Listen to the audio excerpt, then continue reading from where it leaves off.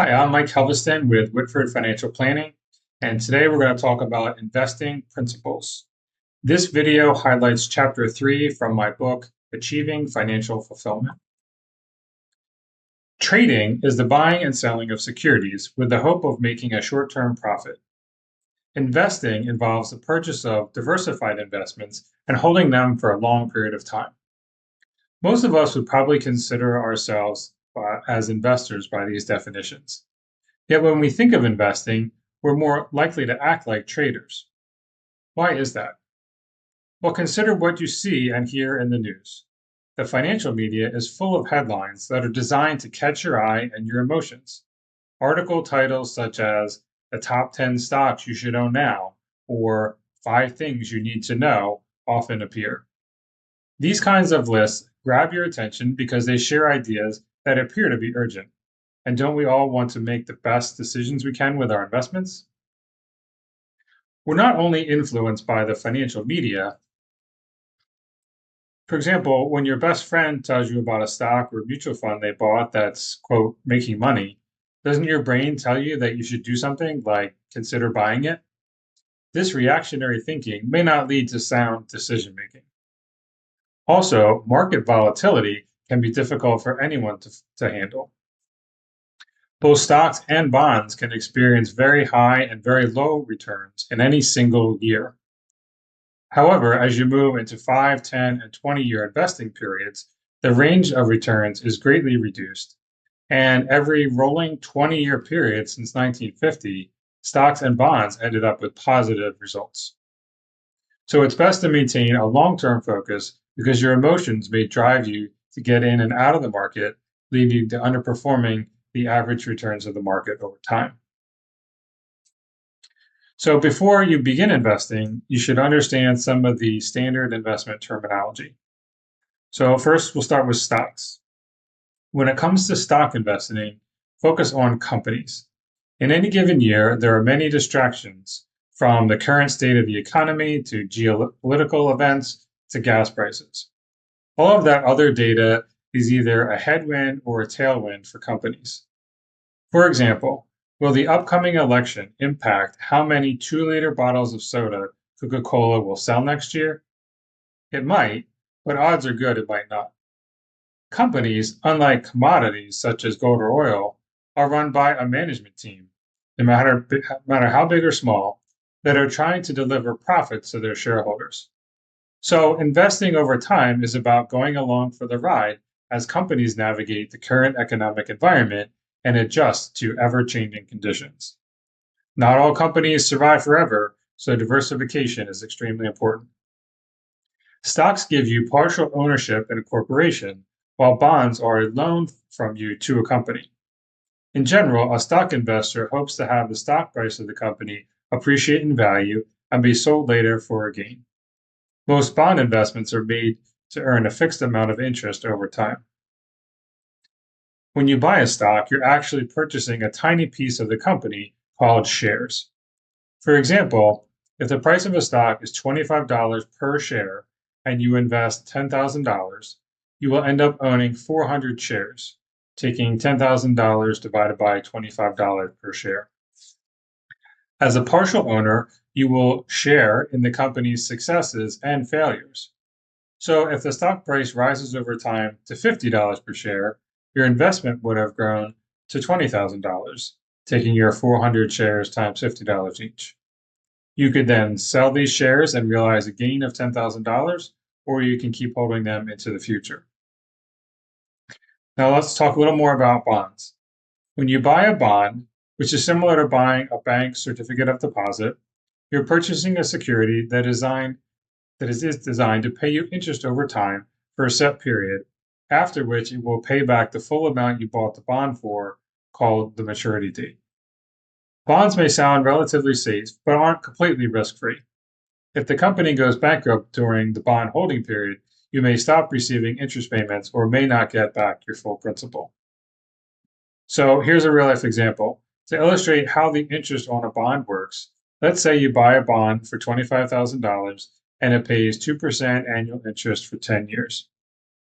That means that every year you would receive $500 in interest payments, So 2% of 25,000.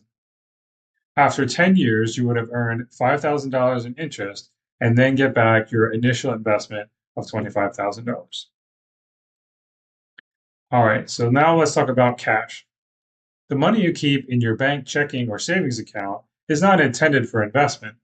Instead, it is set aside for easy access and any potential future expenses.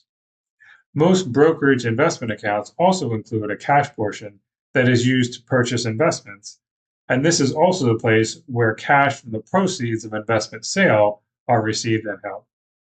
CDs, treasury bills, money market mutual funds, and high yield savings accounts are also considered low risk investments. Some of these may be covered by the Federal Deposit Insurance Corporation, or FDIC. Next is mutual funds. Mutual funds are a collection of stocks, bonds, or other securities that might be difficult to put together on your own. These collections are called portfolios. The price of the mutual fund is determined by the total value of the securities in the portfolio divided by the number of the fund's outstanding shares. This price, called the net asset value or NAV, fluctuates daily based on the value of the securities held by the portfolio at the end of each business day. Mutual fund investors only own shares in the fund itself and don't actually own the securities inside the fund. Similar to mutual funds are exchange traded funds or ETFs, and they combine both the aspects of mutual funds and those of individual stocks. Like a mutual fund, an ETF is a pooled investment fund in a portfolio of investments. But unlike mutual funds, ETF shares trade like stocks on an exchange and can be bought and sold throughout the day. In addition to low fees, most ETFs have low turnover, which is buying and selling within the fund, which helps to keep down the amount of capital gains realized and passed on to the individual investor. This may be a way to reduce or minimize your income tax burden. And then lastly, we're going to talk about 2 points of understanding market volatility and changes. So starting with standard deviation. Understanding this measurement can provide useful insight when choosing investment options, as not all returns are created equal. Standard deviation is a common statistical measurement of volatility that tells you how far apart all of the values are from the average or mean value. Two investments can have the same average return over time, but may have taken very different paths to get there. So here's a real life example. You could have one investment that in the first year produces a return of 8%, and in the second year has a return of 12%.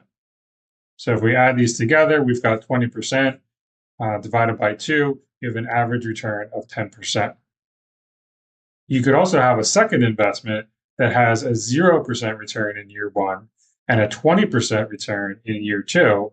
And dividing that total of 20 by 2, you also get an average return of 10%. So obviously, these have the same average return, but a much different path to get there. The volatility would be much greater with investment number 2, even though they end up with the same average return.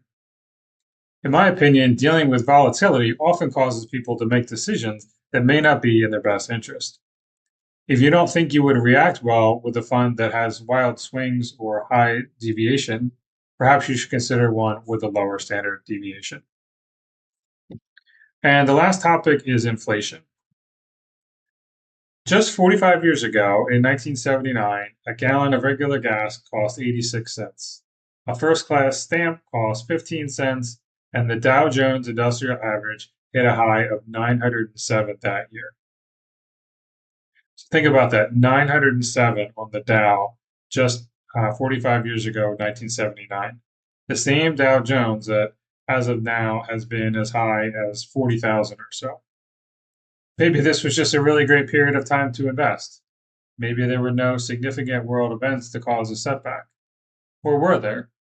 What about President Reagan being shot, the 1987 stock market crash, September 11th, the Lehman Brothers bankruptcy and financial crisis in 2008, or the COVID-19 pandemic? The point is that costs tend to rise over time, And investing in stocks, as evidenced by the Dow Jones, would have allowed you to keep ahead of inflation and grow your money in spite of all the negative world events. Stock investments tend to increase over time because of great companies and their management teams, but make sure you understand all the risks before investing. You can visit us at whitfordfb.com to learn more about our services and more about achieving financial fulfillment.